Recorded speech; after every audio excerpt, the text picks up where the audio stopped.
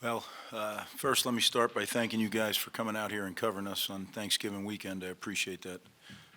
Means a lot to us.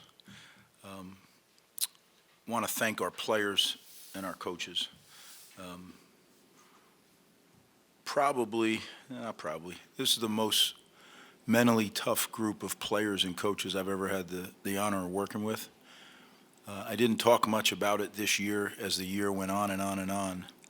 But I've been doing this 37 years. I've never seen a team decimated by injuries like our football team. Starters, leading sackers, today.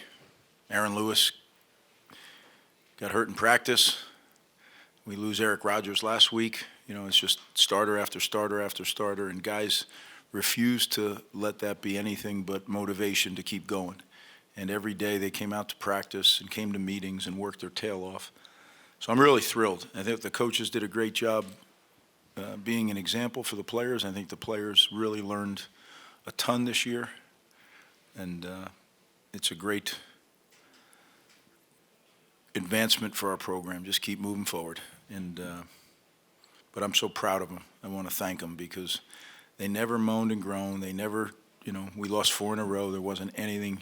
You come out to practice, and I'd have people that I trust come watch practice. Coach, you couldn't tell if you had won the last 4 or lost the last 4 the way your kids are working. And that to me is the chop.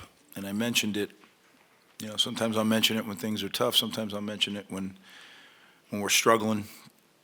But that's what the chop is, the ability to just keep doing it when your feelings tell you differently. Right? But to direct your feelings and keep hitting that spot over and over again. And I'm just so proud of our guys. We're learning. As a program, we're learning. We're getting better, and just thrilled. To our seniors, they mean so much. It's ironic, but if you think back to 2020 in the COVID year, in late November, this is where our first game was, or late October. This is where our first game was as a team. I was a new head coach here, and those guys that are now seniors were freshmen, and for us to come out here and end the way that it did, again, just thrilled for them, and the way it, almost storybook with the snow and the whole way it looked. I'm just so happy for these kids and for these coaches because they never blinked, they never wavered, they just chopped, and I'm really proud. Obviously, some great individual efforts, and you guys can ask me about that, but I'm just collectively as a group very, very proud. You talked about the mental fortitude of these guys, but what about the resiliency of this group? Kind of goes hand in hand, but what stood out about the way they were able to bounce back from last week and, like you said, endure that 4-game losing streak to finish as strongly as they did? Yeah. Last week was part of it, but just look and think about it, guys. When you play this sport, you know what you're getting into. But still, those are your friends. Those are your friends that are getting surgery. Those are your friends that are in the hospital for half a week because of the game, things that happen in the game. And, what we ask these student athletes to do is come back and go to work. And this team was special. And it all goes back to the leadership. This senior class that came in, they just led the way. They really did. They served as an example, and I think we're fortunate, really fortunate, to have those guys come. And you remember that group came on 11 days, right? We recruited that class in 11 days. And certainly a blessing, right? Because there's no way you could pull that off in 11 days. But a gift from God for sure. And to have guys like Tyreen Powell and Robert Longerbeam and Kyle Mundunga, and I'll miss saying by saying it, but in 11 days, that's fortunate, blessing. This is the program's best Big Ten, best season, regular season in a decade since joining the Big Ten. I guess does that kind of make it all the more fitting that these guys are able to do that and kind of end on this note, the regular season at least? It does, and I think fitting's the good word because of how they approached all the adversity.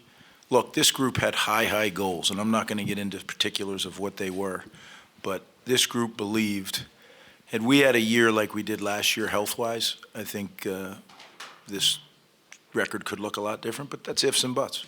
But I'm really proud of what it looks like today. The way these kids fought, the way these coaches fought, and never wavered. It is fitting to end the season with a game like this, right? And, hats off to Michigan State. They're a good football team. But this team, our team, was on a mission today. Can you talk about, you guys ended up scoring on 8 of 9 possessions today. That's something you just don't see nowadays. Yeah, I think, when you look, we have a Big Ten offense finally. I mean, the last three games, we've scored over 30 points. I don't know if we've ever done that in the Big Ten.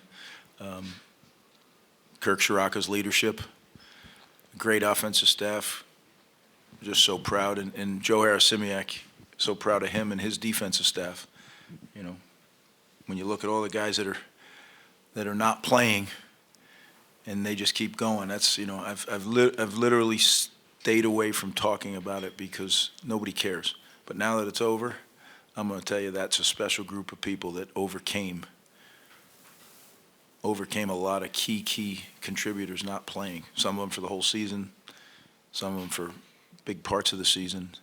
And the coaching staff providing leadership was just special. So offensively, defensively, and we have a lot of guys that you saw play and at the beginning of the year weren't even the two deep, and now they're playing in a lot of the plays in the game. So proud, really proud. You were talking about the storybook ending with the snow and all that. For this Kyle Monangai in 2022 had one of his breakout games here, 162 yards, then a Big Ten record for you guys. Since then, he's kind of just been the face of this program. Will he, regardless of what comes next for him, what has he meant to this program? Well, he's meant everything. I mean, he's a great example to his own room, to the running back room. He's leaving a legacy there. He's leaving a legacy on our football team as far as how to do things the right way. And to me, that's what it's about. Tradition isn't touching a statue or singing a song. Tradition is that which you leave behind, where the younger players take it and then they carry it forward. And as I said, Kyle came in here 5 years ago as an unheralded player, right? Guy that maybe had 2 offers. And he leaves what I think is the best running back in the Big Ten 2 years running. So very proud. Just getting that 4th down stop in the second quarter, how much do you feel like that kind of turned the momentum in your guys' favor, and then just the way that you never let it go after that point? Yeah, I think it's a big play, right? I always talk to you guys, football games take on a life of their own. They really do. And there's critical points, and as I always say to the players, I wish I could tell you when they were. And then we wouldn't have to be here every day, right? We could go chill and then just practice those 6 plays. But the reality is you got to play every play the hardest you can with the most focus you can. And that play I thought was a big play in the game. But there was a lot of big plays. I think Ethan just really ran our offense with precision and control. I thought Kyle was excellent as always. Ian Strong, again, continues to make plays. I love our young receiving core. I think we got a chance to be good there, and we're bringing in some guys that I think can really be good too. So, I thought our offensive line did another great job protecting the passer, opening some running lanes. Overall, I thought the offense performed at a high level. Coach, Michigan State, I believe, scored on its opening drive of the game. What do you feel like went right for you guys on defense after that to help shut them down? Yeah, I think whether it was the speed of the game, you could see today it wasn't easy to tackle today. And one thing gets lost on people, when jerseys and pants get all slick from the elements, it's really hard. If you don't really focus on wrapping up, it's hard. Now you take 2 good backs like they have that are fresh all the time because they're subbing, it makes it even harder. And I'm sure when I watch the tape, there'll be some things that we lost our gap control or we got cut off, and those backs, they're good backs, so they know how to find the hole, right? When you lose a gap, they find it, and it doesn't take them long. And that's kind of what happened on that drive. Those 2 big runs, we lost a gap. And but my hat's off to Joe Harris-Simiak and the defensive staff because they battled all week and they battled through it. We lost Aaron Lewis on Wednesday in a freak thing, and we're sitting there going, come on, I mean, you can't make it up. But there wasn't one blink. At that point, it was literally, I think everyone's just like, nothing, we just got to go. We got to go, nothing matters, we got to go. But Aaron's a great player. Desmond Igbenusson, we lost him, during the week in practice, and another crazy freak thing. So I'm just really proud of these guys. Again, I don't want to overdo it, but I didn't talk about it all year because it wasn't the time to talk about it, but I'm talking about it now because I'm grateful for the way they came to work every day, the way that the players came into meetings and practice and lifting and all the things when it would have been very easy. They had a built-in excuse, right? I mean, it's never seen anything like it, but they refused. And I think that, this is life lessons, right? Adversity is going to come. It's not an if, it's a when. And how you respond to that adversity, that's probably the most valuable lesson that we'll teach these guys while they're here.